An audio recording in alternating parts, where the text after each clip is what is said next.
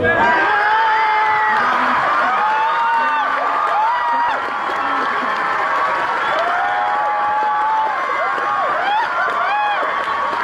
World.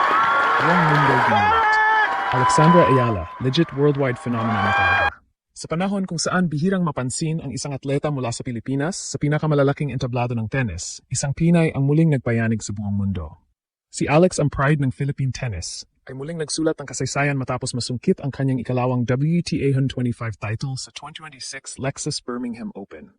Hindi ito simpleng championship lamang. Ito ay patunay na ang tagumpay niya noong mga nakaraang taon ay hindi aksidente.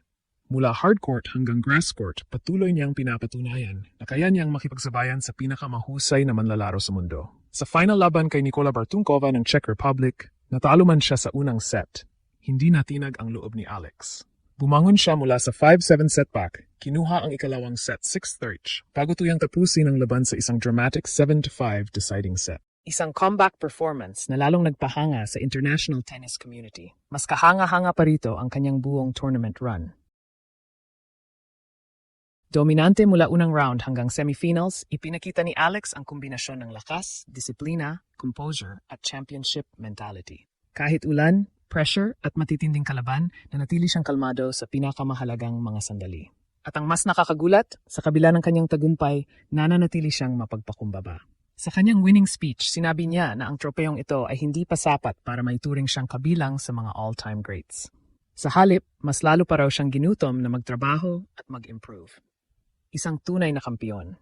Pero gaano kalaki ang epekto ng championship na ito sa kanyang karera? At bakit maraming tennis fans ngayon ang naniniwalang posibleng ito na ang simula ng pinakamalaking Grand Slam breakthrough ng isang Pilipino? Kung may isang salita na pwedeng maglarawan sa buong Birmingham campaign ni Alex, iyon ay dominasyon. Maraming eksperto ang nagtanong bago magsimula ang torneo kung gaano kahanda si Alex sa grass courts. Hindi lihim na mas komportable siya sa hard courts at clay kumpara sa damuhan. Ngunit sa loob lamang ng isang linggo, sinagot niya ang lahat ng pagdududa.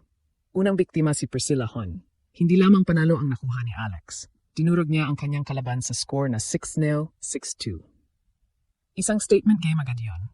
Ipinapakita niya sa buong draw na hindi siya dumating sa Birmingham para lamang maghanda para sa Wimbledon. Dumating siya para manalo. Sa round of 16, nakaharap niya si Alina Tsareva. Dito unang nakita ang isa sa pinakamahalagang katangian ni Alex bilang elite athlete. Mental toughness. Sa ikalawang set, nahulog siya sa 2-5 deficit. Karaniwang sitwasyon ito kung saan maraming manlalaro ang nawawala ng kumpiyansa. Ngunit hindi si Alex. Isa-isang binawi niya ang bawat game. Tahimik, disiplinado, walang panic. Hanggang sa nakumpleto niya ang 5 sunod-sunod na games para kunin ang set at ang buong laban. Doon nagsimulang maniwala ang maraming international observers na may kakaibang momentum na nabubuo sa kampanya ng Pinay Star. Pagdating sa quarterfinals laban kay Mananchaya Sawangkaew ng Thailand, lalo pang lumakas ang kanyang laro. 6-3, 6-2. Straight sets ulit. Hindi lamang siya nananalo. Kinokontrol niya ang tempo ng laban. Ang kanyang return game ay naging isa sa pinakamalaking armas sa buong torneo. Kapag nagkakaroon ng mahabang rally, kadalasang si Alex ang may huling salita. Ang kanyang baseline consistency ay nagbigay ng matinding problema sa kanyang mga kalaban. Ngunit ang tunay na pagsusulit ay dumating sa semifinals. Laban kay Rebecca Masarova.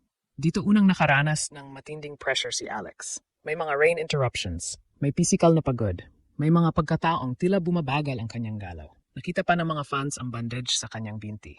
Ngunit tulad ng mga tunay na kampeon, mas lumalakas siya kapag mas mahirap ang sitwasyon. Matapos hatiin ang unang 2 sets, pumasok ang laban sa deciding set. At doon muling lumabas ang championship DNA ni Alex. 6-3 sa third set. Panalo, finals bound. Ngunit hindi pa alam ng karamihan ang pinakamalaking drama ng buong torneo ay naghihintay pa lamang sa kanya sa championship match. Pagdating sa championship match, isang kakaibang kwento ang nabuo. Sa kabilang bahagi ng net ay si Nikola Bartunkova ng Czech Republic. Isang manlalarong hindi lamang basta kalaban ni Alex. Sa katunayan, naging doubles partner pa niya ito sa parehong torneo. Magkasama silang lumaban bilang magka-finals, isa sa kanila ang kailangang mabigo. At mula pa lamang sa unang set, naramdaman na agad ang tensyon. Parehong agresibo. Parehong kumpiyansa. Parehong gutom sa titulo. Palitan ng malalakas na ground strokes, matatalinong angle at matitinding rallies ang nasaksihan ng mga manood. Sa bawat puntos, ramdam na walang gustong umatras. Ngunit sa mga critical na sandali ng unang set, si Bartunkova ang mas naging epektibo. Nakuha niya ang opening set, 7-5. At dito nagsimulang kabahan ang ilang Pilipinong fans dahil hindi lamang ito tungkol sa score. May mas malalim pang dahilan. Sa mga nakaraang taon, nagkaroon si Alex ng ilang masasakit na pagkatalo laban sa mga manlalarong mula sa Czech Republic. Para bang may paliwanag na hadlang na paulit-ulit niyang binabangga tuwing Czech opponent ang nasa kabilang panig ng court. Kaya nang maagaw ni Bartunkova ang unang set, maraming observers ang nagtaka kung babalik na naman ba ang lumang bangungot. Ngunit hindi iyon ang nangyari. Sa halip, doon nagsimula ang pinakamahalagang bahagi ng kanyang championship run. Walang emosyonal na pagbagsak, walang panic, walang pagmamadali. Parang isang veteranong Grand Slam contender, unti-unti niyang inayos ang kanyang laro. Mas naging agresibo ang kanyang returns. Mas naging matalas ang kanyang court positioning. Mas naging matiyaga siya sa mahabang rallies. At unti-unting nagsimulang mabaligtad ang momentum. Sa ikalawang set, lumabas ang pinakamahusay na bersyon ni Alex. 6-3. Set all. Biglang nabuhay ang crowd, biglang nag-iba ang enerhiya ng laban. At nang magsimula ang deciding third set, malinaw na hindi na lamang ito laban ng forehand at backhand. Ito ay laban ng tibay ng isip, laban ng kumpiyansa, laban ng puso, palitan ng puntos, palitan ng pressure, palitan ng momentum. May mga sandaling si Bartunkova ang may control. May mga pagkakataong si Alex naman ang nangingibabaw. Ngunit habang papalapit ang dulo ng laban, isang bagay ang naging malinaw. Mas kalmado si Alex. Mas handa siya sa pressure. Mas determinado siyang matapos ang kanyang misyon. At sa score na 7-5 sa deciding set, tuluyan niyang isinara ang kabanata. Champion. Hindi lamang basta champion, kundi isang kampeyong nagtagumpay matapos mawala ang unang set, lampasan ang pressure ng finals, at tuluyang wakasan ang kanyang matagal na problema laban sa mga Czech opponents.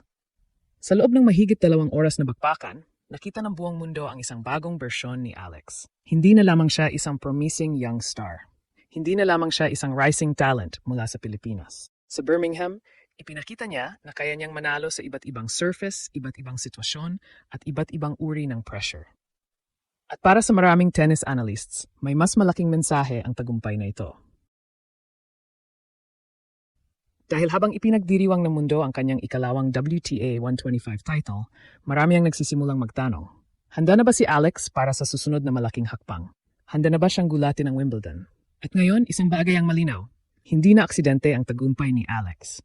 Mula hard court champion hanggang grass court champion, patuloy niyang pinatutunayan na kaya niyang makipagsabayan sa pinakamahusay sa mundo. Ang Birmingham title ay hindi lamang dagdag tropeo sa kanyang koleksyon.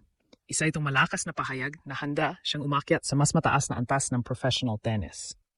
Habang papalapit ang mas malalaking torneo, kabilang ang Wimbledon, mas mataas na rin ang inaasahan ng buong mundo.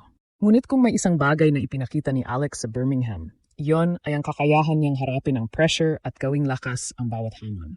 At para sa Pilipinas, ito ay simula pa lamang. Alex is no longer just a rising star. Isa na siyang tunay na global phenomenon na patuloy na sumusulat ng kasaysayan para sa bansang kanyang ipinagmamalaki.